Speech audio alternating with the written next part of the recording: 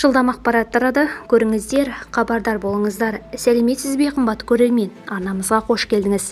Әлемде және де Қазақстанда болып жатырған соңғы жаңалықтарды алғашқылар қатарынан біліп отырыңыз келе ме? Ендеше арнамызға жазылуды ұмытпаңыз. Қазаннан бастап несиеден айыппұлсыз бас тартуға болады. Қазақстанда азаматтарға кейбір несие түрлерінен шарт жасалғаннан кейін 14 күн ішінде айыппұлсыз бас тартуға мүмкіндік беріледі. Жаңа талаптар Қаржы нарығын реттеу және дамыту агенттігінің қаулысына бекітілген. Агенттік тиісті қаулыны 2026 жылғы 3 тамызда қабылдаған. Құжат 12 тамызда ресми жарияланды және алғашқы ресми жарияланған күннен кейін 60 күнтізбелік күн өткен соң күшіне енеді.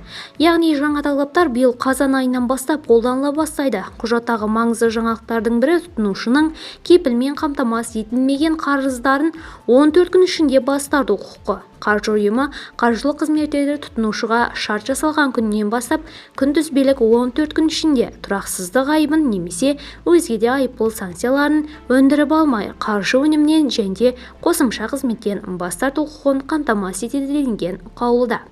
Бұл талап кепілсіз қарызға ғана емес, онымен байланысты ерікті сақтандыру мен қосымша қызметтерге де қатысты. Алайда бұл несиені 14 күн тегін пайдалануға болады дегенді білдірмейді.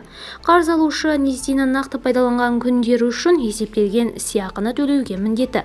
Ал сақтандырудан бас тарту жағдайында сақтандыру қолданылған кезеңге тиесілі сақтандыру сыйақысының бір бөлігі немесе компанияның нақты шығындары ұсталып қалуы мүмкін. Видеомыз кеңінен таралу үшін лайк басуды және де жақындарыңызға таратып қоюды ұмытпаңыз.